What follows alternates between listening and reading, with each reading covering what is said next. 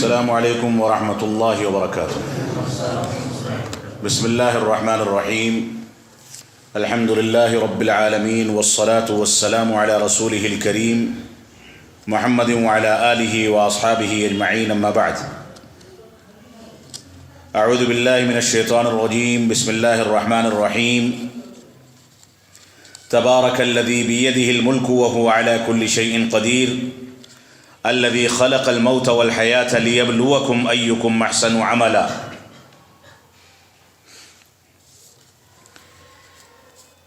محترم سامعین کرام، بزرگان دین اور نوجوان ساتھیوں، اور بالخصوص خواتین ملت اسلامیہ، موضوع اگرچہ تمام مسلمانوں کو محیط ہے، لیکن خواتین کا کردار اصلاح معاشرہ میں اور نئی نسل کی اسلامی تربیت میں زیادہ مضبوط اور زیادہ گہرا ہوتا ہے۔ اس وجہ سے خواتین کو اس موضوع کو سننے میں مکمل توجہ دینی چاہیے۔ خواتین اگر اپنی ذمہ داری اٹھا لیں، اپنی ذمہ داری نبھانے لگیں، اپنے اندر تقوی اور پرہیزگاری پیدا کر لیں، یہ خواتین اگر مردوں کی جب وہ بچپن میں تھے تو اسلامی تربیت کا ذمہ اٹھا کر کے ان کی اسلامی تربیت کرنے لگیں، تو میں سمجھتا ہوں کہ مردوں کو مخاطب کرنے کی ضرورت ہی پیش نہیں آئے گی۔ یہ خواتین ماں کی شکل میں ایک بچے کے لیے اس کے باپ کے بالمقابل 3 درجہ رکھتی ہیں۔ یہ خواتین بیوی کی شکل میں ایک خاندان سے نکل کر کے دوسرے خاندان کی عزت و آبرو کا مقام رکھتی ہیں۔ یہ خواتین ایک بہن کی شکل میں ایک بھائی یا اپنے باپ کے لیے اپنی بیٹی کی شکل میں عزت و آبرو، خاندان کی لاج رکھنے یا خاندان کو بدنام کرنے کا ذریعہ ہوتی ہیں۔ یہ خواتین کسی بھی شکل و صورت میں ہمارے درمیان زندگی گزارتی ہوں، ان کی عزت و آبرو، ان کا مقام، ان کی عظمت اور ان کی ذمہ داریوں کو اگر نظر انداز کیا جانے لگے تو ایسی صورت میں وہ معاشرہ ٹوٹ کر کے ختم ہو جاتا ہے۔ اللہ کے نبی صلی اللہ علیہ وسلم نے مرض الموت میں جب وفات سے پہلے مسلمانوں کو عمومی طور سے وصیتیں فرمائیں تو ان میں ایک وصیت آپ بار بار دہرایا کرتے تھے، فاتقوا اللہ فی النساء۔ اے لوگو، اللہ رب العالمین سے عورتوں کے بارے میں ڈرو، عورتوں سے متعلق تقوی اختیار کرو۔ اللہ کے نبی صلی اللہ علیہ وسلم نے ان خواتین کی تربیت کے لیے نہ جانے کون کون سے مواقف اختیار کیے۔ ان خواتین کو سچی مسلمان خاتون بنانے کے لیے، ان کی تربیت کے لیے ان کے ساتھ بہتر سلوک کرنے کا حکم دیا۔ اللہ کے نبی صلی اللہ علیہ وسلم نے بحیثیت شوہر کے اپنی بیوی اماں عائشہ صدیقہ رضی اللہ عنہا کے ساتھ دوڑ کا مقابلہ کیا۔ ایک بار ہارے، ایک بار جیت گئے۔ جب جیتے تو فرمایا یہ اس کا بدلہ ہے کہ میں پہلے ہار گیا تھا۔ اللہ کے نبی صلی اللہ علیہ وسلم نے ایک بیٹی ہونے کی حیثیت سے فاطمۃ الزہرا کے کان میں کوئی بات کہی، مرض الموت میں وہ رونے لگی، پھر سے کوئی بات کہی، وہ مسکرانے لگی۔ جب صحابہ کرام نے پوچھا تو فرمایا کہ پہلے یہ کہا تھا کہ اب میں اس دنیا سے رخصت ہونے والا ہوں، لیکن دوبارہ یہ کہا کہ ہماری اور تمہاری ملاقات جنت میں ہونے والی ہے۔ یہ تربیت کا اسلوب تھا، یہ طریقہ تھا۔ بیٹی کی حیثیت سے، بہن کی حیثیت سے، ماں کی حیثیت سے، بھابھی کی حیثیت سے، یہ ہمارے رشتے میں یہ خواتین جس بھی حیثیت سے شمار کی جاتی ہیں، ہر ناحیے سے اسلام نے ان کے مقام کو واضح کیا اور ان کے بارے میں ہم کو مکمل توجہ دینے اور پورے احساس ذمہ داری کے ساتھ اپنی ذمہ داریوں کو نبھانے کا حکم دیا ہے۔ وہ معاشرہ جو معاشرہ ان خواتین کو طلاق ثلاثہ کے بہانے سے حلالہ کرنے والوں اور عزت و آبرو پر حملہ کرنے والوں کے حوالے کر دے، وہ معاشرہ کامیاب نہیں ہو سکتا۔ وہ معاشرہ جس معاشرے میں اسلام نے ہم کو اس بات کی اجازت دی کہ بوقت ضرورت آپ کو 3 طلاق دینی پڑے تو 3 مہینوں کا انتخاب کر کے 3 مرتبہ میں 3 طلاق دی جائے، لیکن ہمارے یہاں کے بعض مفتی آئیں اور ایک ساتھ 3 فائر کر کے ان کو چوکٹ کے باہر کر دیں اور اس کے بعد لات مار کر کے بے عزت و بے وقار کر دیں، ان کے حقوق کی حق تلفی کریں، ان کے ساتھ ناروا سلوک کریں، ان کے ساتھ بدسلوکی کریں، تو ایسا معاشرہ معاف فرمائیں گے وہی ہوتا ہے جو معاشرہ ہمارے سامنے ہے۔ آج ہم اسی بٹلہ ہاؤس کی سرزمین پر 4 سال پہلے میرے پاس ایک سوال آیا۔ سوال میں گھر کے ذمہ دار نے یہ پوچھا تھا کہ طلاق میں نے بیوی کو دی ہے، طلاق ہو گئی کہ نہیں ہو گئی؟ جب تفصیل معلوم کی گئی تو پتہ یہ چلا کہ اس کا شوہر 3 خربوزے خرید کر کے لایا تھا۔ بڑا دلچسپ واقعہ ہے۔ ایک خربوزہ تھوڑا سا گلا ہوا اور پچکا ہوا تھا، اس نے وہ اپنے بڑے بیٹے کو دے دیا، چھوٹے بیٹے کو اور درمیانی بیٹے کو اچھا خربوزہ دیا۔ بیوی بگڑ گئی کیونکہ بیوی کی نظر میں چھوٹا بیٹا زیادہ چہیتا تھا۔ نتیجہ کیا ہوا؟ لڑائی جھگڑا بڑھا اور ایک خربوزے کے لیے کئی سالوں کا ساتھ دینے والے میاں اور بیوی نے ایک دوسرے کو طلاق دینے کا فیصلہ کر لیا۔ یہ ہمارا معاشرہ ہے، اس کی عکاسی ہے، یہ معاشرے کی ترجمانی ہے۔ جس معاشرے میں ان خواتین کے ساتھ ناروا سلوک کیا جائے گا وہ معاشرہ کبھی اسلامی معاشرہ نہیں بن سکتا ہے۔ اس وجہ سے ہماری خواتین کی ذمہ داری زیادہ ہے کہ وہ اپنے بچوں کی اسلامی تربیت کے بارے میں توجہ دیں، اور اللہ رب العالمین نے فطری لحاظ سے ان کی ذمہ داری زیادہ رکھی بھی ہے کہ باپ کے نطفے سے ماں کے پیٹ میں پلنے والا بچہ وجود میں آنے سے پہلے ماں کے پیٹ میں 9 مہینے تک زندہ رکھا جاتا ہے۔ اس کی ماں کے ساتھ اس کا تعلق زیادہ گہرا ہوتا ہے، اور اس کے بعد جب وہ ولادت کے بعد گود بھرتا ہے، ماں کے گود میں آتا ہے اور خاندانوں میں خوشیاں لے کر کے آتا ہے، اس کے بعد بھی باپ کا تعلق صرف غذاؤں سے، نان و نفقے سے، بیوی کے لیے دوا علاج اور کھانے پینے کے سامان کے انتظام سے رکھا گیا، لیکن ماں کو 2 سال تک اس بچے کو غذا مہیا کرنے یعنی دودھ پلانے کی ذمہ داری دی گئی۔ بعض روایات میں یہاں تک ملتا ہے اللہ کے نبی صلی اللہ علیہ وسلم نے فرمایا، اگرچہ ان روایتوں پر محدثین نے کلام کیا ہے کہ دودھ اگر ماں کے علاوہ کوئی پلائے، کسی کو رضاعی ماں بنانا ہے، تو ایسی صورت میں نیک اور سمجھدار خواتین کا انتخاب کیا جائے۔ کیوں؟ کیونکہ بچہ جو دودھ پیتا ہے، جس کا دودھ پیتا ہے، اس کے اثرات اس بچے پر مرتب ہوتے ہیں۔ تو ان خواتین کا کردار شروع کے 9 مہینے بچے کے پیٹ میں ہونے کے مرحلے میں، اور اس کے بعد 2 سال تک دودھ پلانے کا مرحلہ، اور یہی اتنا نہیں، اس کے بعد بھی بچہ جب تک سن شعور کو نہیں پہنچ جاتا، چلنے نہیں لگتا، بولنے نہیں لگتا اور معاملات کو سمجھنے نہیں لگتا ہے، جب تک اس کا تعلق ماں سے گہرا اور باپ سے برائے نام ہوتا ہے۔ تو یہ خواتین بچے کا پہلا مدرسہ ہیں، یہ خواتین بچے کی پہلی یونیورسٹی ہیں، یہ خواتین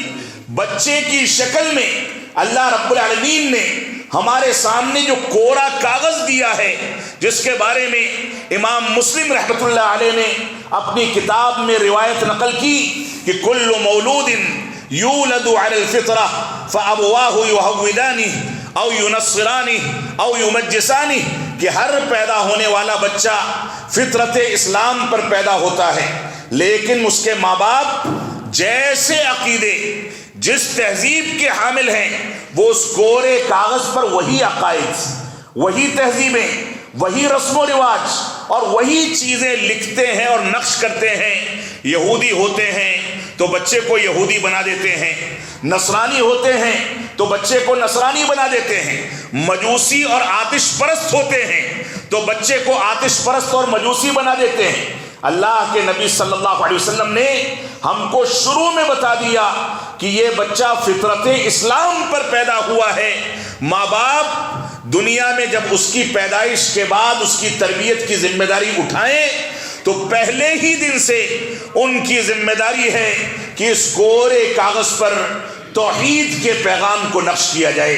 اس کورے کاغذ پر اتباع رسول کے تقاضوں کو سمجھایا جائے، اس کورے کاغذ پر صحابہ کرام کے مقام کو لکھا جائے، اس کورے کاغذ پر یہ لکھا جائے کہ قرآن مجید جیسی عظیم کتاب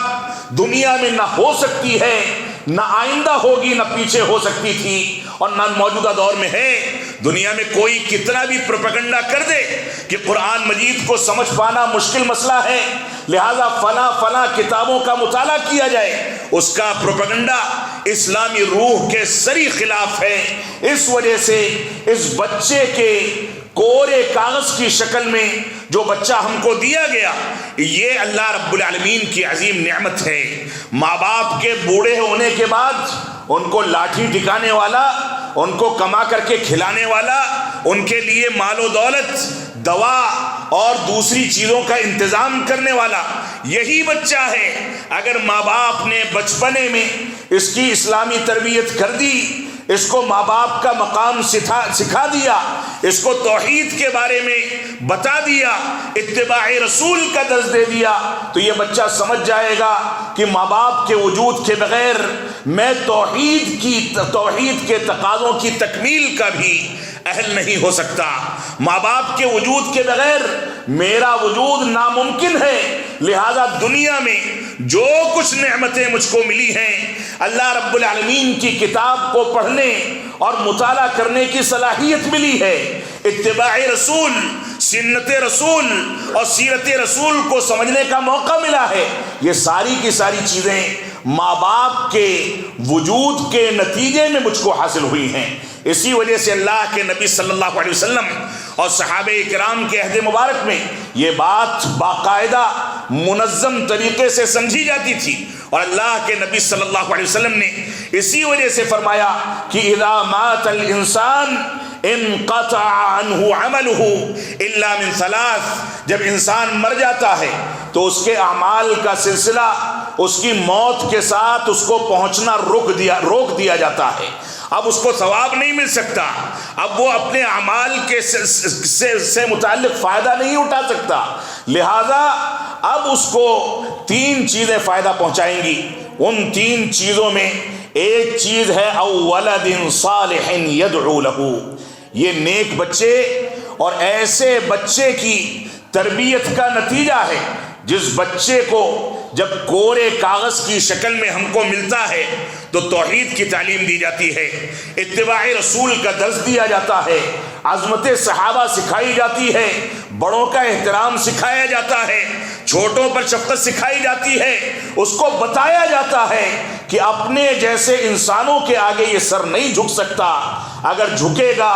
تو اس خالق و مالک کے آگے جھکے گا جس نے ہم کو پیدا کیا ہے، جس نے حقیر پانی کے ذریعے ماں کے پیٹ میں ہمارا وجود بخشا، 9 مہینے تک اس میں زندہ رکھا، اور اس کے بعد 2 سال تک ماں کی چھاتیوں میں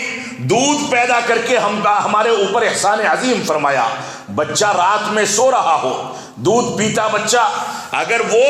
فطری زندگی پر باقی ہے، اس کی ماں صحت و تندرستی والی ہے، تو ایسی صورت میں میڈیکل سائنس بھی یہی بتاتی ہے اور ہمارے تجربات بھی یہی بتاتے ہیں کہ بچہ اگر رات کی نیند میں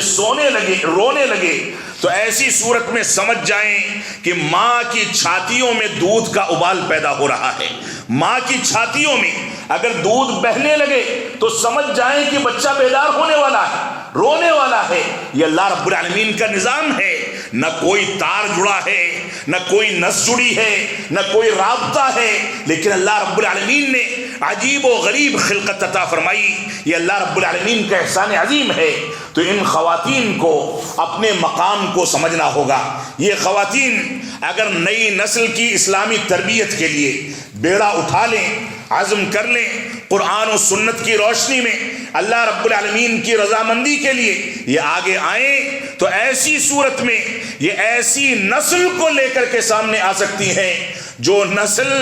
ماضی میں اگر آپ تاریخ کا مطالعہ کریں تو خود رسول اکرم صلی اللہ علیہ وسلم کی حیات مبارکہ میں خواتین کی جانب سے تربیت کا جو کردار ہے وہ مردوں کی جانب سے نہیں ہے۔ آپ کے والد کی وفات آپ کی پیدائش سے پہلے ہو جاتی ہے، والدہ اس کے بعد وفات پا جاتی ہیں، حلیمہ سعدیہ دودھ پلاتی ہیں، دوسری خواتین دودھ پلاتی ہیں، اور اللہ کے نبی صلی اللہ علیہ وسلم کو سب سے پہلا سہارا دینے والی وہ خاتون اسلام جس کو ہم اماں خدیجۃ الکبریٰ رضی اللہ تعالیٰ کے نام سے جانتے ہیں، نبوت ملنے کے بعد اس سے پہلے ہی سے آپ کو تجارت میں سہارا دینے والی، آپ کے لیے کھانے پینے کا انتظام کرنے والی، آپ سے نکاح کی گزارش کرنے والی، اور نبوت ملنے کے بعد جب آپ گھبرا گئے، غار حرا سے آئے اور فرمایا کہ مجھ کو چادر اڑا دو، مجھ کو ڈر ہے کہ میں ہلاک ہو جاؤں گا، تو اس موقع سے بھی سب سے پہلے جس خاتون نے، جس شخصیت نے سہارا دیا تھا وہ خاتون اسلام تھیں، خدیجۃ الکبریٰ رضی اللہ تعالیٰ تھیں۔ انہوں نے فرمایا کہ نہیں، اللہ رب العالمین آپ کو ضائع نہیں کرے گا، آپ کو ہلاک نہیں کرے گا۔ کیوں نہیں کرے گا؟ کیونکہ آپ دوسروں کو کما کر کے کھلاتے ہیں، آپ بے سہارا لوگوں کا سہارا بنتے ہیں، آپ رشتہ داریوں کو جوڑتے ہیں، آپ لوگوں کا سامان اور بوجھ اٹھا کر کے ان کی ضرورتوں کی تکمیل کرتے ہیں۔ اللہ رب العالمین آپ کو ضائع نہیں کر سکتا۔ تو سب سے پہلا سہارا دینے والی یہ خاتون تھی، اور اس کے بعد پوری زندگی اللہ رب العالمین نے آپ کے ساتھ کے لیے، آپ کے رشتہ داروں کی مضبوطی کے لیے مختلف قبائل سے آپ کو جوڑ کر کے دین اسلام کے مشن کو آگے بڑھانے کے لیے مختلف قبائل کی خواتین سے آپ کا رشتہ ممکن بنایا، اور اس کے بعد آپ کی شادیاں ہوئیں۔ شادی ہونے کے بعد اسلام کو تقویت ملی، عائشہ صدیقہ رضی اللہ تعالیٰ جیسی خاتون ملی جن کے بارے میں قرآن مجید میں ان کی براءت کے لیے اللہ رب العالمین نے پے در پے آیتوں کا نزول فرمایا۔ کسی مرد کی براءت کے لیے قرآن مجید خاموش ہے، کسی مرد سے متعلق احکام و مسائل بیان کرنے کے لیے قرآن مجید اختصار سے کام لیتا ہے، لیکن جہاں خواتین کا مسئلہ آتا ہے وہاں قرآن مجید صفحات کے صفحات بیان کرتا ہے، مکمل صورتیں نازل کر دی جاتی ہیں۔ یہ خواتین کا مقام ہے۔ لہٰذا ہمارے معاشرے میں اگر خواتین کے بارے میں غلط فہمیاں ہیں، خواتین کے بارے میں بدسلوکیاں ہیں، چاہے حلالہ کے حرام اور لعنتی عمل ہونے کے باوجود حلالہ کو رواج دینے کا عمل ہو، ان کی عزت و آبرو کے ساتھ کھلواڑ کرنے کا عمل ہو، چاہے طلاق ثلاثہ کے بہانے سے ان کے ساتھ بدسلوکی کی جائے، ان کو گھروں میں مارا پیٹا جائے، ان کے ساتھ غلط رویہ اختیار کیا جائے، ان کے نان و نفقے میں کمی کی جائے، ان کے دوا علاج کا خیال نہ کیا جائے، ان کے ساتھ ان کے گھر والے، ان کا شوہر نکل کر کے باہر کی دنیا میں نہ نکلے کہ اپنے گھروں میں محدود ہو کر کے اپنے ذہن کو خراب نہ کر لیں۔ یہ سارے کے سارے وتیرے اگر اختیار نہیں کیے گئے تو معاف فرمائیں گے یہ معاشرہ بگڑ کر کے ختم ہو جائے گا۔ یہ ہماری ذمہ داری ہے کہ ہم خواتین کے ساتھ شرعی دائرے میں رہتے ہوئے آزادی کی زندگی اختیار کریں۔ اللہ کے نبی صلی اللہ علیہ وسلم جو نبی آخر الزماں، افضل البشر، افضل الانبیاء تھے، جن کے ایک اشارے پر چاند کے دو ٹکڑے ہو جاتے ہیں، قبر میں جن کے بارے میں سوال کا جواب نہ دیا گیا تو انسان کے لیے عذاب قبر ہی سے نازل ہونا شروع ہو جائے گا۔ اللہ کے نبی صلی اللہ علیہ وسلم اتنی عظمت رکھنے کے باوجود اگر ان خواتین کے ساتھ دوڑ کا مقابلہ کرتے ہیں تو آج بتائیں کچھ نوجوان، آج بتائیں ہمارے خاندان کے ذمہ داران اور سرپرست حضرات کہ ہم نے اپنی بیویوں کے ساتھ، اپنی ماؤں کے ساتھ، اپنی بہنوں کے ساتھ، اپنی متعلقہ خواتین کے ساتھ کون سا وتیرہ اختیار کر رکھا ہے؟ تو یہ خواتین معاشرے کے لیے ریڑھ کی ہڈی کی حیثیت رکھتی ہیں، اور اللہ کے نبی صلی اللہ علیہ وسلم نے اسی وجہ سے فرمایا کہ ان خواتین کو نصیحت کرتے رہو، ان کے بارے میں اللہ رب العالمین سے ڈرتے رہو، اور سن لو کہ ان کو سیدھا کرنے میں بھی نرمی سے کام لیا جائے، ان کے ساتھ ڈانٹ ڈپٹ اور مار کا رویہ اختیار نہ کیا جائے۔ یہ ریڑھ کی ہڈی کے طریقے سے ہیں جس میں ٹیڑھا پن بھی ہوتا ہے، اگر اس کو نرمی کے ساتھ سیدھا کیا جائے گا تو یہ سیدھی ہو جائے گی، لیکن اگر اس کے ساتھ سختی کا رویہ اختیار کیا جائے گا تو یہ ہڈی ٹوٹ کر کے دو ٹکڑا ہو جائے گی، اور خاتون کا ٹوٹ جانا خاندان کا ٹوٹ جانا ہے، خاتون کا ٹوٹ جانا بچوں کا بکھر جانا ہے، خاتون کا ٹوٹ جانا معاشرے کا تباہ ہو جانا ہے۔ اس وجہ سے ہماری ذمہ داری ہے کہ ہم ان نکات پر غور و تدبر کریں۔ میں نے آپ کے سامنے جو آیت کریمہ تلاوت کی ہے، تمہید اگرچہ لمبی ہو گئی، آیت کریمہ میں اللہ رب العالمین نے ارشاد فرمایا تبارک الذی بیدہ الملک وہو علی کل شیء قدیر۔ اے لوگو سن لو، پاک ہے وہ رب کائنات جس کے ہاتھ میں ساری بادشاہت ہے اور وہ ہر چیز پر قادر ہے۔ الذی خلق الموت والحیات لیبلوکم ایکم احسن عملا، جس رب نے موت اور زندگی کو پیدا فرمایا، موت اور زندگی کو پیدا فرمانے کا مقصد بیان فرما دیا گیا، فرمایا موت اور زندگی کو اس لیے پیدا فرمایا ایکم احسن عملا، تاکہ اس بات کو آزمائے، تمہارا امتحان لے کہ تم میں بہتر عمل کو انجام دینے والا کون ہے، کون بہتر طریقے سے اعمال کو انجام دیتا ہے، کون صحیح طریقے سے اسلام پر عمل کرتا ہے، کس کی عبادات بہتر ہیں، کس کے معاملات بہتر ہیں، کس کے اخلاقیات بہتر ہیں، کون ہے جو سیرت رسول کا مطالعہ کرتا ہے، کون ہے جو سنت رسول کے مطابق زندگی ڈھالتا ہے۔ ایسا تو نہیں کہ آج کل کے مسلمانوں کے طرح سے ایک انسان رات میں قیام اللیل اور تہجد کا اہتمام کرے، 5 وقتہ نمازوں میں امام کے پیچھے پہلی صف میں کھڑا رہے، لیکن اس کے معاملات، اس کے گھر میں اس کا رویہ، لوگوں سے لین دین، لوگوں کے ساتھ اٹھنا بیٹھنا اتنا غلط وتیرے پر حامل ہو کہ قیامت کے دن اللہ کے نبی صلی اللہ علیہ وسلم فرماتے ہیں کہ ایک شخص لایا جائے گا جس کے اعمال صالحہ اور نیک اعمال اور نیکیاں تہامہ کے پہاڑ کے برابر بلندی لیے ہوئے ہوں گی، بہت زیادہ نیکیاں کر رکھی ہیں، بہت زیادہ اعمال صالحہ انجام دیے ہیں، قرآن مجید کی تلاوت کا اہتمام کیا ہے، قرآن مجید کو چھپوا کر کے لوگوں میں تقسیم کیا ہے، نمازوں کی پابندی میں کبھی صف اول سے پیچھے نہیں ہوا، قیام اللیل اور تہجد کبھی نہیں چھوٹی، اور صدقات و خیرات میں کسی سے پیچھے نہیں تھا، لیکن معاملات اتنے خراب ہیں کہ اس کو لایا جائے گا اور کہا جائے گا قد سب ھذا وشتم ھذا، اس کو گالیاں دی ہیں، اس کے ساتھ زبان درازی کی ہے، اس کے ساتھ بدسلوکی کی ہے۔ اللہ کے نبی صلی اللہ علیہ وسلم فرماتے ہیں اس کی ساری نیکیاں ڈھیر ہو جائیں گی، تباہ و برباد ہو جائیں گی۔ جو مظلوم شخص اس کے سامنے لایا جائے گا، جس کو اس نے گالیاں دی تھیں، برا بھلا کہا تھا، جس کی حق تلفیاں کی تھیں، وہ مظلوم شخص جب اس کے سامنے لایا جائے گا تو ایسی صورت میں اس کی ایک ایک نیکی کو نکال کر کے اس مظلوم کے کھاتے میں، اور اس مظلوم کی ایک ایک برائی کو نکال کر کے اس نیک اور اعمال صالحہ کو انجام دینے والے کے کھاتے میں ڈال دیا جائے گا، اور دیکھتے ہی دیکھتے یہ کنگال ہو جائے گا۔ یہ صورتحال آج کے اکثر مسلمانوں کی ہے۔ ہم نمازیں پڑھتے ہیں لیکن ہماری زبانیں ہمارے قابو میں نہیں، ہم نمازیں پڑھتے ہیں لیکن ہمارا لین دین، ہمارے معاملات حلال و حرام کی تمیز پر مبنی نہیں ہیں، بلکہ جہاں حلال ملا وہاں حلال ملا، اور جہاں حرام پر کانٹا مار سکتے ہیں بڑے آرام سے کانٹا مار دیتے ہیں۔ ایک ٹھیلے والا ہو،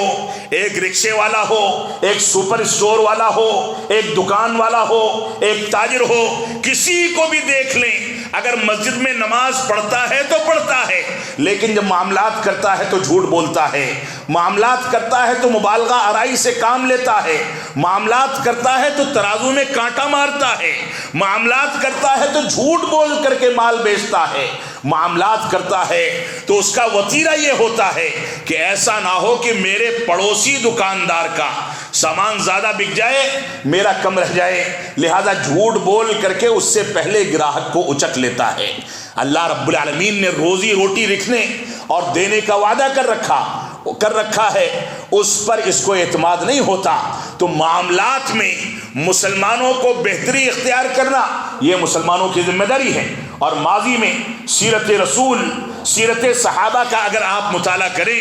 تو صورتحال یہ تھی کہ وہ لوگ رات کی تاریکی میں بھوکے اور پیاسے ہوتے تھے، اس کے باوجود بھوک اور پیاس کے نتیجے میں اگر بیدار ہوتے تھے تو عبادت کے لیے بیدار ہوتے تھے۔ ان لوگوں کا وتیرہ یہ تھا کہ اللہ کے نبی صلی اللہ علیہ وسلم کے مبارک گھر کے اندر 3 مہینے تک چولہا نہیں جلتا تھا۔ وتیرہ یہ تھا،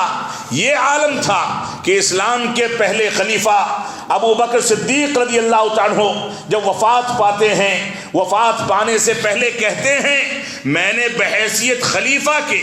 اپنے حقوق میں سے بیت المال میں سے جو کچھ مال و دولت لیا ہے اس کو میری نجی جائیداد کو بیچ کر کے واپس کر دیا جائے۔ یہ اللہ کے تقوی اور پرہیزگاری کا تقاضا تھا، جبکہ ان کو حق تھا وہ مال لینے کا۔ یہی تقوی اور پرہیزگاری تھی، یہی اسلامی تربیت تھی کہ عمر بن خطاب رضی اللہ عنہ کو کسی طبیب نے یہ بتا دیا کہ آپ روزانہ شہد کا انتظام کر کے شہد کا استعمال کریں۔ انہوں نے فرمایا کہ شورا کو بلایا جائے، شورا کو بلا کر کے صحابہ کرام کو بیٹھایا اور بیٹھا کر کے کہا کہ بیت المال میں شہد موجود ہے، میں تھوڑا سا شہد چاہتا ہوں کہ مجھ کو مل جائے، میں استعمال کر سکوں۔ یہ ایمانداری کا تقاضا تھا، اور اس کے بعد اجازت ملنے کے بعد وہ شہد لیتے ہیں جبکہ ان کو شرعی طور سے پورا حق حاصل ہے۔ صحابہ کرام نے اعتراض بھی کیا، فرمایا کہ آپ تو مسلمانوں کے خلیفہ ہیں، آپ جیسے چاہیں لے سکتے ہیں، آپ کو اختیار ہے۔ تو فرمایا کہ نہیں، شورا سے مشورہ کیے بغیر میں ایسی چیزوں میں دخل نہیں دیتا۔ لیکن اس کے مد مقابل آج ہماری جماعتوں کو، ہمارے علماء کو، ہمارے ذمہ داران کو، ہمارے عمرا کو، ہمارے صدور کو، ہمارے نظما کو اور ہمارے لوگوں کو دیکھ لیا جائے کون سی امانت داری ہے جس کو اختیار کر کے ہم نے اس امت کو، اس جماعت کو اور مسلمانوں کے اس پوری آبادی کو ایسی کگار پر لا کر کے کھڑا کر دیا ہے کہ جو چاہے آ کر کے عزت و آبرو پر حملہ کرے، جو چاہے آ کر کے مسجدوں کے ساتھ چھیڑ چھاڑ کرے، جو چاہے آ کر کے ہمارے بارے میں بیان بازی کرے، جو چاہے آ کر کے رسول اکرم صلی اللہ علیہ وسلم کی توہین کرے، جو چاہے آ کر کے قرآن مجید کے اوپر اعتراضات اٹھائے، قرآن مجید کی توہین کرے۔ یہ ہمارے بڑوں کی بدعمالیوں اور حلال و حرام میں جو تمیز ہونی چاہیے اس تمیز کے کھو جانے کا نتیجہ ہے کہ آج ساری امت اسلامیہ بلک کر کے زندگی گزار رہی ہے۔ اس کے پاس عزت و وقار نہیں بچا، اس کے پاس آنکھ میں آنکھ ملانے کی صلاحیت نہیں بچی۔ وہ لوگوں سے اور دشمنوں سے آنکھ میں آنکھ ملا کر کے بات نہیں کر سکتا، کیونکہ دشمن سب سے پہلے یہ پوچھتا ہے کہ پہلے اس کا جواب دے دو، تم بھی تو ایسا کرتے ہو، تمہارے بڑے بھی تو ایسا کرتے ہیں۔ تو اللہ رب العالمین نے فرمایا الذی خلق الموت والحیات لیبلوکم ایکم احسن عملا۔ اللہ رب العالمین جس نے زندگی اور موت کو اس وجہ سے پیدا فرمایا تاکہ تم کو آزمائے تم میں بہتر عمل کو انجام دینے والا کون ہے، کون بہتر طریقے کی زندگی گزارتا ہے، کون ہے جو معاملات میں بھی بہتر ہے، اخلاقیات میں بھی بہتر ہے، عبادات میں بھی بہتر ہے، اس کا لباس، اس کا چہرہ مہرہ، اس کے کھانے پینے کی چیزیں، اس کا رہن سہن، اس کا چلنا پھرنا، اس کا اٹھنا بیٹھنا، اس کا سونا اور بیدار ہونا، اس کا معاملات کرنا، اس کا بچوں کے لیے اسکولوں کا انتخاب کرنا، اس کا نکل کر کے لوگوں سے گفتگو کرنا، قضائے حاجت اور استنجا کے لیے بیت الخلاء کو تعمیر کر کے اس میں قضائے حاجت اور استنجا کے آداب کو اختیار کرنا، ماں باپ کے مقام کو سمجھنا، چھوٹوں پر شفقت کرنا، بڑوں کا احترام کرنا، ان ساری کی ساری چیزوں میں اللہ رب العالمین نے تمہاری زندگی کے عوض تم کو آزمایا ہے، تمہارا امتحان لیا ہے کہ کون کن امور میں اعمال صالحہ کو انجام دیتا ہے اور اچھی زندگی گزارتا ہے۔ تو اللہ رب العالمین نے اس دنیا میں ہم کو جو پیدا فرمایا، اس پیدائش کا بنیادی مقصد یہ ہے کہ ہم صرف اور صرف اللہ رب العالمین کی عبادت کریں۔ اللہ رب العالمین نے ارشاد فرمایا وَمَا خَلَقْتُ الْجِنَّ وَالْإِنسَ إِلَّا لِيَعْبُدُونَ، کہ ہم نے انسانوں کو اور جناتوں کو محض اس وجہ سے پیدا کیا ہے تاکہ یہ جنات اور انسان صرف اور صرف اللہ رب العالمین کی عبادت کریں، اس کے ساتھ کسی کو شریک نہ ٹھہرائیں، کسی مزار پر جا کر کے منتیں نہ مانگیں، کسی قبر کو ایک بالش سے زیادہ اونچا نہ کریں،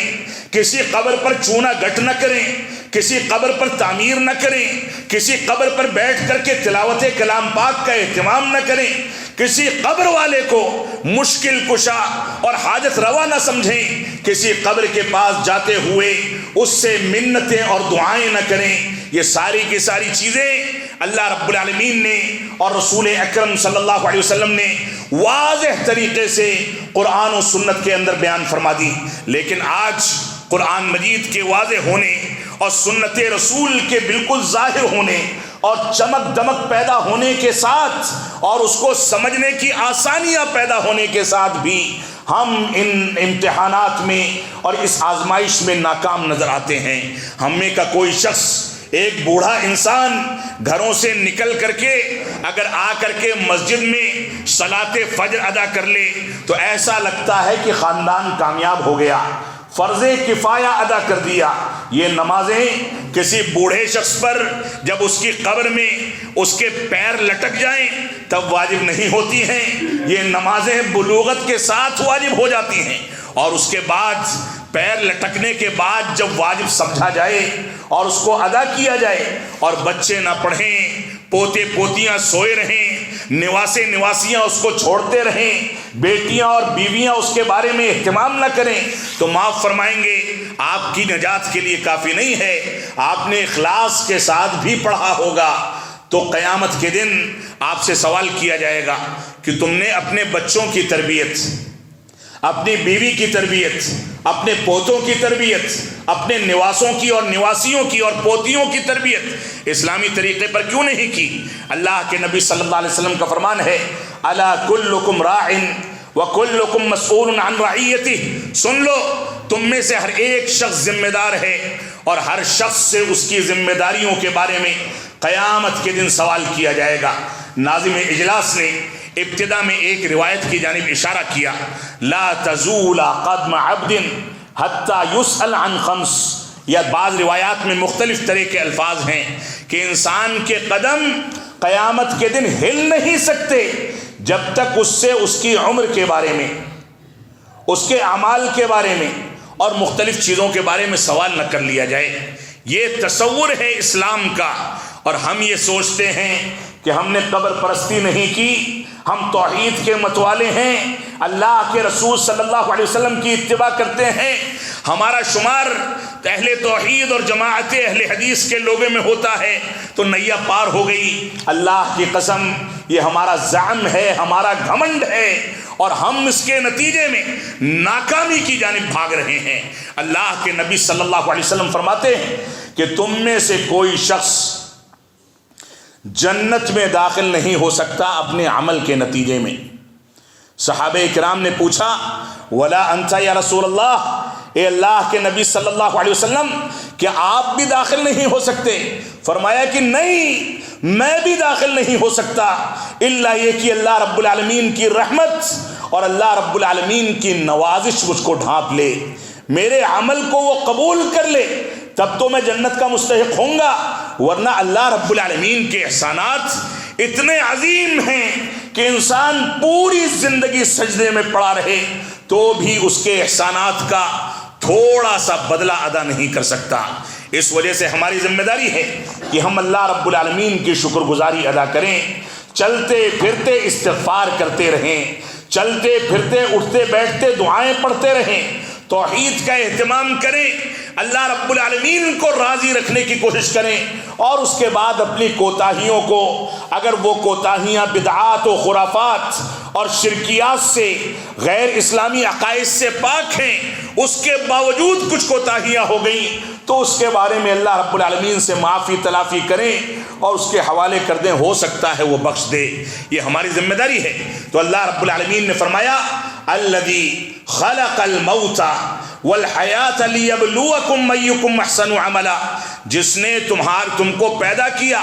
تاکہ تمہارے لیے زندگی اور موت کو پیدا کیا تاکہ تم کو آزمائے کہ تم کون سے اعمال صالحہ کو انجام دینے والے ہو. گمراہ لوگوں کے بارے میں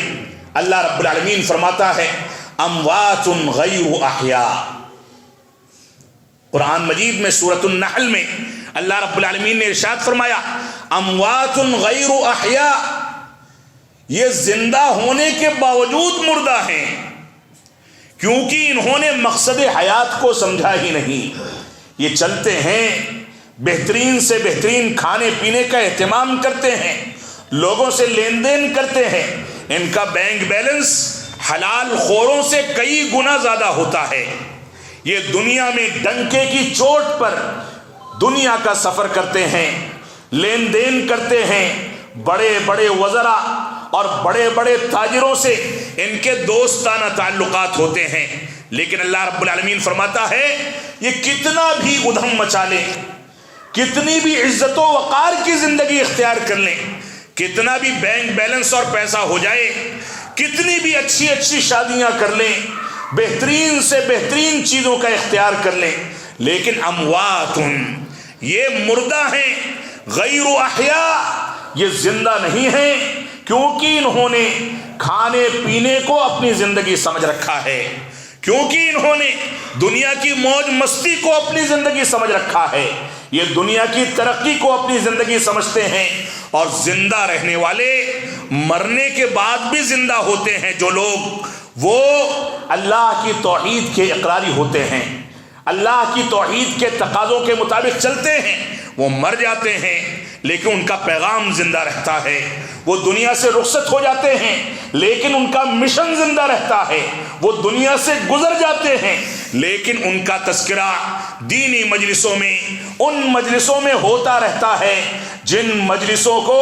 فرشتے ڈھانپ لیتے ہیں، جن مجلسوں پر اللہ رب العالمین کی رحمت کا نزول ہوتا ہے. تو یہ مبارک لوگ ہیں. تو اللہ رب العالمین نے دنیا دار لوگوں کے لیے کہا، اور مجھ کو ڈر ہے ایسا نہ ہو کہ اس آیت کریمہ کے مصداق ہم سب ہو جائیں. اگر اپنے عمل کا جائزہ لیا جائے، اپنے کرتوتوں کو دیکھا جائے، اپنے اوپر نظر ثانی کی جائے، اپنی گریبان میں جھانکا جائے، تو ڈر لگتا ہے کہ ہم بھی تو انہی لوگوں میں سے نہیں جو مردہ ہیں زندہ ہونے کے باوجود. تو اللہ رب العالمین نے سورۃ النحل میں فرمایا اموات غیر احیاء، یہ زندہ ہونے کے باوجود مردہ ہیں. اسی طریقے سے اللہ رب العالمین نے فرمایا، اللہ کے رسول صلی اللہ علیہ وسلم فرماتے ہیں، صحیح بخاری کی روایت ہے، مثل الذی یذکر ربہ والذی لا یذکر ربہ مثل الحی والمیت. وہ شخص جو اللہ رب العالمین کا ذکر کرتا ہے، اللہ رب العالمین کو یاد کرتا ہے، اور ایک دوسرا وہ شخص جو اللہ رب العالمین کو یاد نہیں کرتا، ان دونوں کی مثال زندہ اور مردہ کے طریقے سے ہے. جو ذکر کرے گا وہ زندہ ہے، وہ مقصد حیات پر چلنے والا ہے، وہ اپنے زندگی کے مقصد کو سمجھنے والا ہے. اور جو ذکر نہیں کرے گا گویا وہ مردہ ہے، زندگی کے باوجود اس کی زندگی کا کوئی ہضمہ حاصل نہیں، کوئی فائدہ نہیں، کوئی برکت نہیں، کوئی نتیجہ نہیں. اس وجہ سے ہماری ذمہ داری ہے کہ ہم اپنی زندگی کو بابرکت بنانے کے لیے قرآن و سنت کے مطابق زندگی کو ڈھالیں. اسی طریقے سے اللہ رب العالمین ارشاد فرماتا ہے کل من علیہا فان ویبقى وجہ ربک ذو الجلال والاکرام. ہر چیز جو دنیا میں آتی ہے فنا ہونے والی ہے. انبیاء آئے اور گزر گئے. صورتحال یہ تھی اللہ کے نبی صلی اللہ علیہ وسلم کے مرض الموت میں کہ مصلی تک آنے کی طاقت نہیں تھی. صحابہ کرام کندھا دے کر کے مسجد میں سہارا دے کر کے لاتے تھے. صورتحال یہ تھی کہ وفات کے بعد عمر بن خطاب رضی اللہ تعالیٰ عنہ نے انکار کر دیا. فرمایا جو کہے گا کہ میرا حبیب اس دنیا سے رخصت ہو گیا میں اس کی گردن کو اپنی تلوار سے تول دوں گا. ابو بکر صدیق رضی اللہ تعالیٰ عنہ مسجد میں حاضر ہوتے ہیں اور فرماتے ہیں وما محمد الا رسول قد خلت من قبله الرسل افإن مات او قتل انقلبتم على اعقابكم. سن لو اللہ رب العالمین نے یہ آیت کریمہ قرآن مجید میں نازل فرمائی کہ محمد صلی اللہ علیہ وسلم سوائے رسول کے اور کچھ نہیں. ان سے پہلے بھی رسول آئے اور گزر گئے. اگر ان کو قتل کر دیا جائے یا ان کی وفات ہو جائے تو کیا اپنی ایڑیوں کے بل تم دین سے پھر جاؤ گے؟ عمر بن خطاب رضی اللہ تعالیٰ عنہ فرماتے ہیں کہ ایسا لگتا تھا کہ یہ آیت کریمہ پہلی بار سنی ہے. اور اس کے بعد فرمایا من کان یعبد محمدا فإن محمدا قد مات. سن لو اور مسلمانوں کا وہ طبقہ سن لے جو طبقہ اپنے جیسے انسانوں کی عبادت کا عادی ہوتا جا رہا ہے، جس کو منتیں، اولادیں، روزی روٹی، دعائیں سب کچھ قبر والوں سے ملتا ہے، جو جا کر کے قبروں کو پکا بناتے ہیں، قبروں کے اوپر پھول چڑھاتے ہیں، چادریں چڑھاتے ہیں. اللہ کے نبی صلی اللہ علیہ وسلم کے بارے میں صحیح بخاری کی روایت ہے ابو بکر صدیق رضی اللہ تعالیٰ عنہ نے فرمایا کہ سن لو جو اللہ کے نبی صلی اللہ علیہ وسلم کی عبادت کرتا تھا وہ سن لے فإن محمدًا قد مات. محمد صلی اللہ علیہ وسلم کی وفات ہو چکی. ومن كان يعبد الله فإن الله حي لا يموت. اور وہ سن لے جو اللہ رب العالمین کی عبادت کرتا تھا وہ کبھی بھی مرنے والا نہیں، ہمیشہ زندہ رہنے والا ہے، ہمیشہ سے ہے اور ہمیشہ رہے گا. لہذا صرف رب کائنات عبادت کا مستحق ہے. تو وہ اللہ کے نبی صلی اللہ علیہ وسلم کی وفات کے بارے میں یہ تصور ہم سامنے رکھیں تو غیر اللہ کی عبادت سے توبہ کرنے اور شرک و بدعات سے دوری اختیار کرنے کا راستہ ہموار ہوگا. ہماری ذمہ داری ہے کہ ہم زندگی کی آزمائش میں توحید اور اس کے تقاضوں کی تکمیل کریں. اللہ رب العالمین نے فرمایا کہ جو لوگ قرآن و سنت کی پیروی کرتے ہیں، اور اللہ رب العالمین فرماتا ہے اینما تکونوا یدرککم الموت ولو کنتم فی بروج مشیدہ، کہ تم میں سے کوئی بھی شخص ہو، بڑے بڑے محلوں میں رہتا ہو، بڑے بڑے اسپتالوں میں علاج کراتا ہو، بڑے بڑے ڈاکٹروں سے وعدہ کر کے ان کے زیر علاج زندگی گزارتا ہو، ایک ایک دن میں کروڑوں کروڑوں کھربوں کھربوں روپے اس کے دوا علاج پر خرچ کیے جاتے ہیں. اس کے جسم کو اٹھا کر کے ساری دنیا میں لے جایا جائے، دوا علاج کا انتظام کیا جائے. اللہ رب العالمین نے فرمایا یہ اختیار زندگی اور موت کا، چاہے بادشاہ ہو، نبی ہو، رسول ہو، صحابی رسول ہو، ولی ہو، پیر ہو، یا کوئی سجادہ نشین ہو، کوئی خطیب ہو، کوئی عالم ہو، کوئی مفتی ہو، کوئی بڑی سے بڑی شخصیت ہو، کوئی بھی ہو، اس کا اختیار موت اور زندگی کا اللہ رب العالمین کے ہاتھ میں ہے. انسان کو کھانسی آنے لگتی ہے تو آج کے دور میں تو صورتحال یہ ہے کہ کورونا کے شبہ میں مسجدوں سے لوگ بھاگ کھڑے ہوتے ہیں کہ کہیں اس کو کورونا نہ ہو گیا.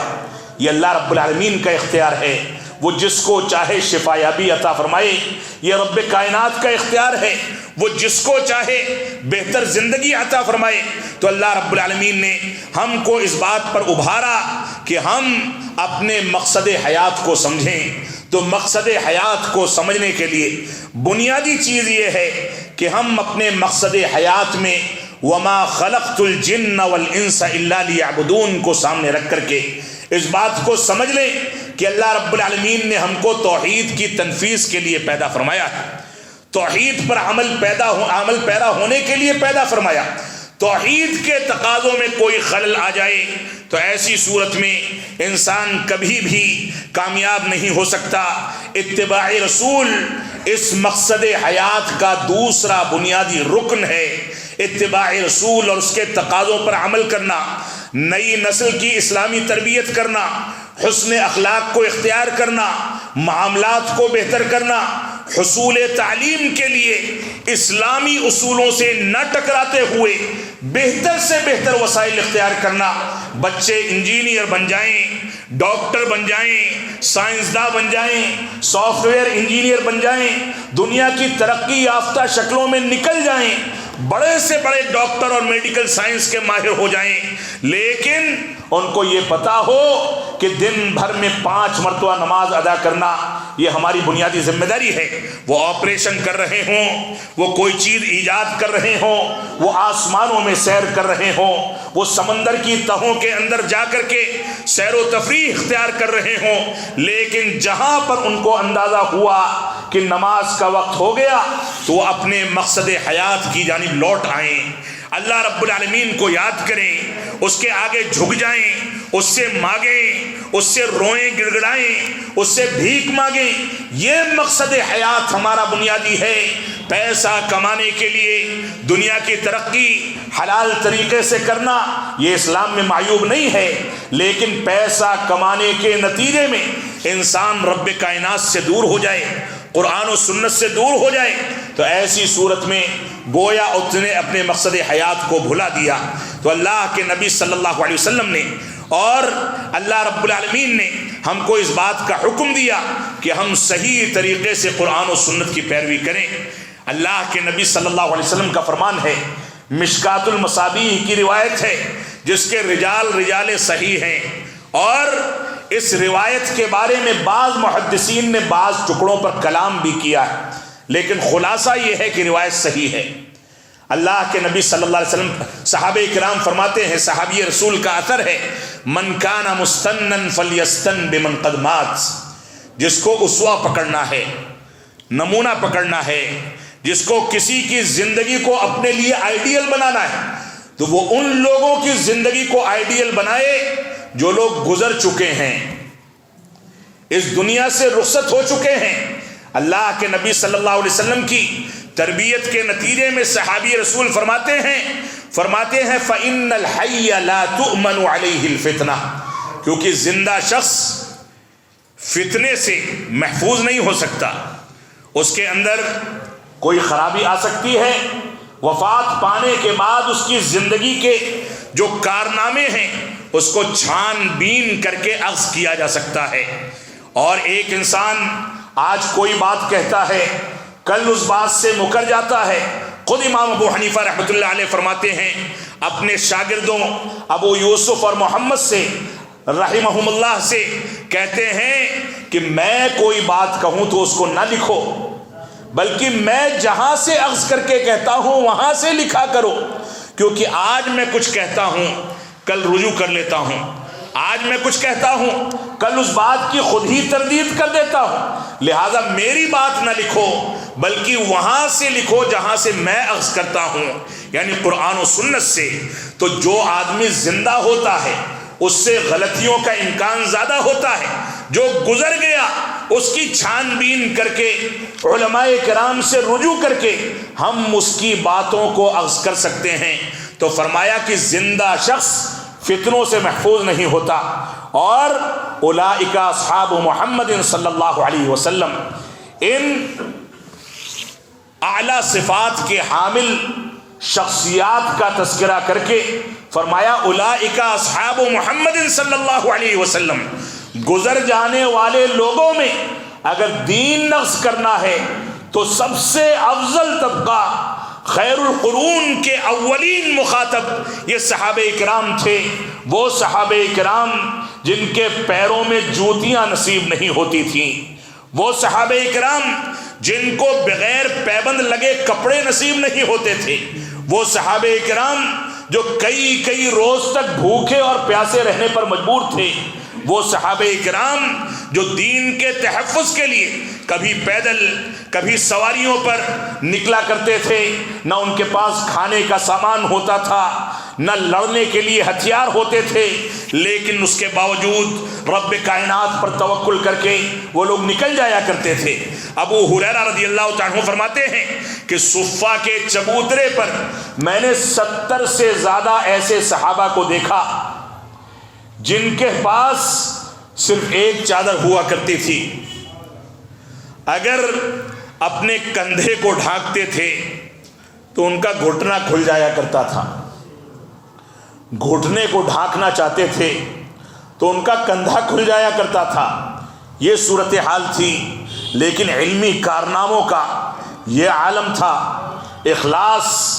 تواضع، انکساری، اتباع رسول کے تقاضوں کی تکمیل، توحید کے تقاضوں کی تکمیل کا یہ عالم تھا کہ آج بھی ہم ان کا نام لے کر کے آنسو بہاتے ہیں لیکن پھر بھی حق نہیں ادا ہو پاتا۔ یہ عالم تھا۔ تو صحابہ کرام اتنی غربت کی زندگی گزارتے تھے، لیکن دین کے نام پر کوئی آنچ آ جائے ان کو برداشت نہیں تھا۔ تو فرمایا اولئک اصحاب محمد صلی اللہ علیہ وسلم، یہ اللہ کے نبی صلی اللہ علیہ وسلم کے ساتھی تھے، ان سے اسوہ پکڑو، ان سے دین سیکھو۔ اور اس کے بعد فرمایا کانوا افضل هذه الامہ، اس امت کے افضل ترین لوگ تھے۔ اللہ کے نبی صلی اللہ علیہ وسلم نے فرمایا خیر القرون قرنی ثم الذین یلونہم ثم الذین یلونہم، سب سے بہتر زمانہ میرا زمانہ ہے، اور اس کے بعد ان لوگوں کا زمانہ جو ان کے بعد میرے بعد آنے والے ہیں، پھر تابعین کا زمانہ۔ یہ تابعین کے زمانے تک خیر القرون کا دور تھا، اور صحابہ کرام کا اسوہ ان سب کی زندگیوں کی مکمل تعبیر تھی۔ یہ لوگ صحابہ کرام کے شاگرد تھے، صحابہ کرام سے علم سیکھنے والے تھے، صحابہ کرام سے رہن سہن سیکھنے والے تھے، صحابہ کرام سے اسوہ پکڑنے والے تھے۔ اس وجہ سے ان کو خیر القرون سے تعبیر کیا گیا۔ تو اللہ کے نبی صلی اللہ علیہ وسلم کے فرامین کو اگر دیکھا جائے تو ان صحابہ کرام کا مقام بہت اونچا ہے۔ تو فرمایا کانوا افضل هذه الامہ، یہ اس امت کے افضل ترین لوگ تھے۔ ابرھا قلوبا، دل کے بالکل صاف تھے، دل کے بالکل صاف تھے۔ واعمقها علما، اور علم میں بہت زیادہ پختگی اور گہرائی رکھنے والے۔ واقلها تکلفا، اور سب سے کم تکلف کرنے والے، میلے کچیلے کپڑے پہنے ہیں، جا کر کے اللہ کے نبی صلی اللہ علیہ وسلم کفار و مشرکین مکہ کے ساتھ خانہ کعبہ میں بیٹھے ہوئے۔ ایک صحابی رسول عبداللہ ابن ام مکتوم آتے ہیں، پھٹے پرانے کپڑے، نابینا، نہ پیر میں جوتیاں، نہ سر پر ٹوپی، نہ کوئی چیز نصیب ہے۔ بار بار اللہ کے نبی صلی اللہ علیہ وسلم کو آواز دیتے ہیں، آپ نے توجہ نہیں دی، بڑے لوگوں کے ساتھ بیٹھے تھے۔ اللہ رب العالمین نے ان کے تقدس کا خیال کرتے ہوئے آسمان سے قرآن مجید کی سورت نازل فرمائی، عبس وتولی ان جاءہ الاعمی، آپ نے سر پھیر لیا جب آپ کے پاس ایک نابینا آتا ہے۔ یہ صحابہ کرام کا مقام تھا، صحابہ کرام کی عظمت تھی، یہ صحابہ کرام کی بزرگی تھی، صحابہ کرام کی پاکیزگی تھی۔ اور اس بات کو سمجھ لیں، آج کے دور میں کسی بھی بہانے سے، چاہے خلافت و ملوکیت کے بہانے سے، چاہے کسی دوسرے بہانے سے، کوئی صحابہ کرام کے بارے میں ذرہ برابر تنقید کا نشانہ ہے تو اس کا ایمان ناقص، اور اگر اس پر باقی رہا تو دھیرے دھیرے اس بات کا خدشہ ہے کہ وہ ایمان سے خارج ہو جائے، ایمان سے نکل جائے، اسلام اس کو منہدم کر دے اور وہ تباہ و برباد ہو کر کے اس دنیا سے رخصت ہو۔ اس وجہ سے ہماری ذمہ داری ہے کہ ہم صحابہ کرام کے مقام کو سمجھیں۔ تو فرمایا یہ دل کے بہت صاف تھے، اتنے صاف تھے کہ ایک صحابی رسول آتے ہیں اور اللہ کے نبی صلی اللہ علیہ وسلم پوچھتے ہیں کہ کیسے آئے ہو؟ تو فرمایا کہ سواری سے آیا ہوں۔ فرمایا سواری کہاں ہے؟ فرمایا باہر چھوڑ دی، اللہ پر اعتماد تھا۔ تو اللہ کے نبی صلی اللہ علیہ وسلم نے فرمایا کہ پہلے اس کو باندھ دیتے تب اللہ پر بھروسہ کرتے۔ اتنی سادگی، یہ صورتحال تھی۔ اور اسی طریقے سے علم ان کا پختگی والا اور گہرا ہوا کرتا تھا۔ اللہ کے نبی صلی اللہ علیہ وسلم کون سے علاقوں میں جا کر کے استنجا اور قضاء حاجت کو انجام دیتے تھے، یہ اس کو بھی یاد رکھتے تھے۔ بیٹھنے کے آداب اور طریقہ کیا ہوتا تھا اس کو بھی یاد رکھتے تھے۔ ان کا یہ عالم تھا کہ وفات سے پہلے مبارک داڑھی کے کتنے بال پکے تھے اس کو گن کر کے رکھا ہوا تھا، مبارک سر کے کتنے بال پکے تھے اس کو بھی گن لیا تھا۔ سنت رسول، سیرت رسول اور رسول اکرم صلی اللہ علیہ وسلم کی شخصیت کے ساتھ اہتمام کا یہ عالم تھا۔ یہ صحابہ کرام علم میں اتنے گہرے تھے کہ نماز میں نگاہیں کہاں رہیں، انگلیوں کا اشارہ کیسے کیا جائے، انگلیاں کہاں ملی رہیں، کہاں کھلی رہیں، کہاں پھیلی رہیں، یہ ساری کی ساری تفاصیل صحابہ کرام کے علم کے مطابق اور ان کی روایتوں کے نتیجے میں آج ہمارے پاس پہنچی ہے۔ یہ صحابہ کرام علم کے اتنے گہرے تھے کہ دوسروں کی مثالیں چھوڑ دیں، خود اماں عائشہ صدیقہ رضی اللہ تعالیٰ نے 200 صحابہ کرام پر استدراک کیا، یعنی ان کے علمی مسائل اور فتووں کو اخذ کر کے ان کی اصلاح کی، اور بعض محدثین نے ان روایتوں کو، ان مسائل کو کتابوں کی شکل میں جمع بھی کر دیا۔ یہ علم کی گہرائی تھی صحابہ کرام کی۔ اور تکلف بالکل کم کرنے والے، آئے فرش پر بیٹھ گئے، کہیں کھانا کھانے گئے تو جو کچھ ملا کھا کر کے رخصت ہو گئے۔ اللہ کے نبی صلی اللہ علیہ وسلم کی اور صحابہ کرام کی یہ حالت تھی کہ سواری پر بیٹھنے کے لیے باریاں بنا لیا کرتے تھے۔ یہ عالم تھا تکلف نہ ہونے کا کہ مسجد اقصی جو بدقسمتی سے ہمارے کرتوتوں کے نتیجے میں، سیاسی سمجھ بوجھ نہ ہونے کے نتیجے میں اور دنیا میں دین سے دوری اختیار کرنے کے نتیجے میں ظالم یہودیوں کے ہاتھ میں ہے، اس مسجد اقصی کو فتح کرنے کے لیے جب عمر بن خطاب رضی اللہ تعالیٰ عنہ نکلتے ہیں اور وہاں جن کو انہوں نے گورنر مقرر کیا تھا، یہودیوں نے ان سے شرط کر دی کہ تمہارا خلیفہ آئے گا تب ہم تم سے عہد نامہ کریں گے۔ یہ نکلے اپنے غلام کو لے کر کے، پوری اسلامی سلطنت، عالمی طور سے جو اسلامی سلطنت تھی اس کے امیر اور خلیفہ ہیں، نکلے ہیں ایک غلام کو لے کر کے، ساتھ میں تھوڑا بہت کھانے پینے کا سامان، ایک سواری۔ غلام پیدل چلتا ہے تو ان کو احساس ہوتا ہے کہ غلام تھک جائے گا، تو کہتے ہیں کہ باری بنا لیتے ہیں، تھوڑی دور میں بیٹھوں گا اور تھوڑی دور تم بیٹھ جانا۔ جب مسجد اقصی کے قریب پہنچتے ہیں تو اتفاق دیکھیں باری آ گئی غلام کی۔ غلام نے کہا کہ آقا آپ بیٹھ جائیں، اب وفود جو ہیں آپ کا استقبال کرنے والے ہیں، تو فرمایا کہ نہیں، حق تمہارا ہے، تم بیٹھو گے، اور اس کے بعد داخل ہوئے۔ سادگی کا یہ عالم تھا۔ تو صحابہ کرام سے ہم کو اسوہ اور نمونہ پکڑنا ہے، لیکن ہم کتنے پانی میں ہیں۔ میں بہت اختصار کے ساتھ اپنے موضوع کے دوسرے حصے کو سمیٹنے کی کوشش کروں گا۔ ہم کہاں کھڑے ہیں، ہمارا مقصد حیات کیا ہے؟ ہم آج زندوں سے اسوہ پکڑ رہے ہیں، یوٹیوب چینلز اور ٹی وی کی اسکرینیں ہمارے استاد اور ہمارے لیے علامہ بنے بیٹھے ہیں۔ شیخ گوگل، یا جس کو اب علامہ گوگل کر کہا جانا چاہیے، وہ ہمارے مسائل کو حل کرنے کا سب سے بڑا ذریعہ ہے۔ علماء کرام صرف مسجدوں کے مصلے تک اور چھوٹی موٹی تنخواہیں لینے تک، اور ہمارے گھر میں کوئی مر جائے تو اس کا جنازہ پڑھانے، اور کسی کا نکاح ہو تو نکاح پڑھانے تک محدود ہو گئے، اور جب ضرورت ہو تبھی مسکرا کر کے بات کریں گے، ورنہ امام تو سب سے حقیر چیز ہے۔ امام سے صحیح سے بات کرنے کی ضرورت کیا ہے؟ وہ تو ہمارے احسان تلے چلتا ہے، ہم تنخواہ دیتے ہیں، ہم مسجد کو چندہ دیتے ہیں تب تنخواہ ملتی ہے، یہ ہمارا تصور ہے۔ تو ہم نے دین کو اپنے گھر کی لونڈی بنا لیا۔ جو ہماری دینی رہنمائی کر سکتے ہیں وہ ہماری نظر میں حقیر ہیں، اور جو کروڑوں اور کھربوں روپے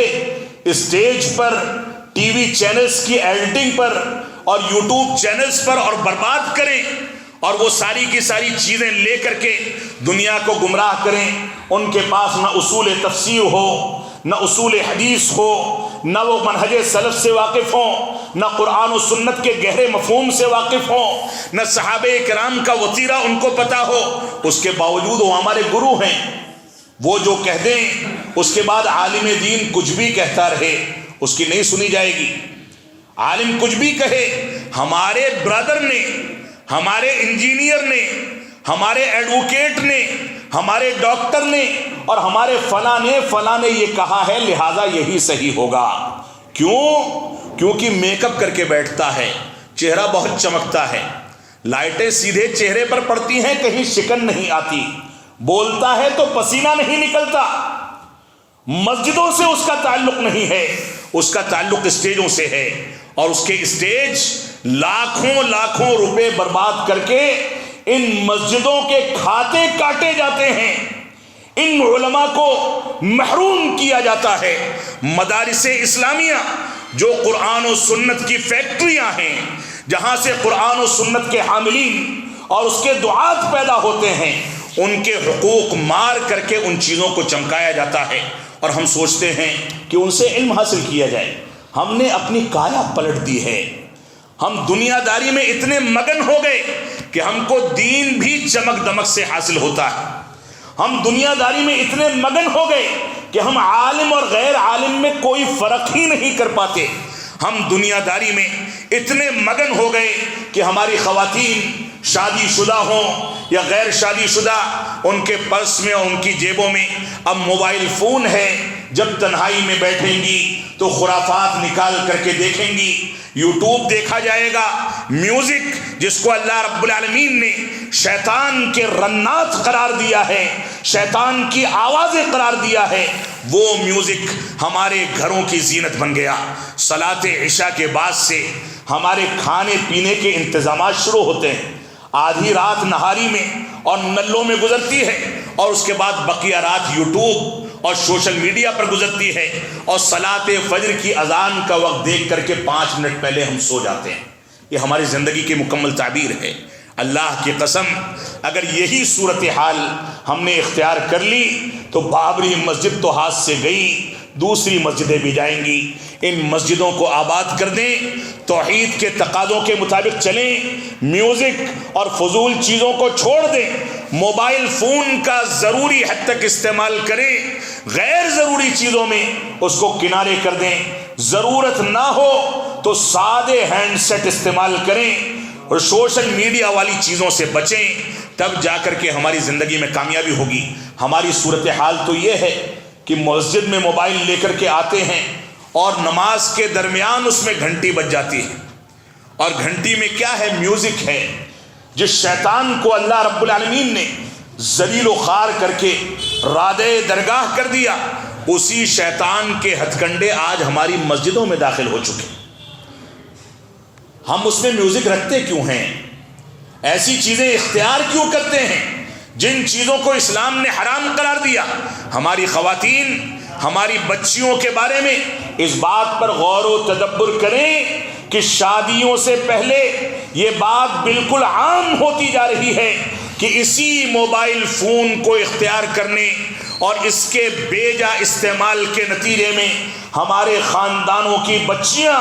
جو خاندان کی عزت و آبرو ہیں، جو خاندان کا وقار ہیں، وہ شادی سے پہلے نہ جانے کتنے لڑکوں سے تعلق میں آ چکی ہوتی ہیں، اور کتنی ایسی بچیاں ہیں جو ماں باپ کی مرضی کے بغیر ان کے خوابوں کو ادھورا چھوڑ کر کے بھاگ کر کے غیر مسلم لڑکوں سے یا مسلمان لڑکوں سے شادیاں کرتی ہیں۔ اللہ کے نبی صلی اللہ علیہ وسلم فرماتے ہیں، جس نے بغیر محرم، بغیر ولی کی مرضی کے شادی کی، گویا وہ لڑکی کدا و کدا زانیہ ہے، زانیہ ہے، زانیہ ہے۔ لیکن ہمارے معاشرے میں اس کو فقہی جواز بھی دے دیا گیا کہ بچی ولی کی مرضی کے بغیر بھاگ کر کے شادی کر سکتی ہے۔ اللہ کے نبی صلی اللہ علیہ وسلم نے اس کو حرام قرار دیا، ہم نے جواز کا فتویٰ دے دیا۔ ہم نے سوشل میڈیا، موبائل فون، موجودہ دور کے جدید وسائل، ٹیلی ویژن، انٹرنیٹ، کمپیوٹر، لیپ ٹاپ اور جو بھی جدید وسائل ہیں، ان کے بیجا استعمال کے نتیجے میں اپنی بڑھاپے کی چین کی نیند کو خود ادھورا کر دیا ہے۔ جو ہمارے بچے بڑھاپے میں ہمارا سہارا بن سکتے تھے، وہ ہماری جوانی ہی میں ہم سے بھاگ کر کے شادیاں کر رہے ہیں۔ یہ صورتحال ہے۔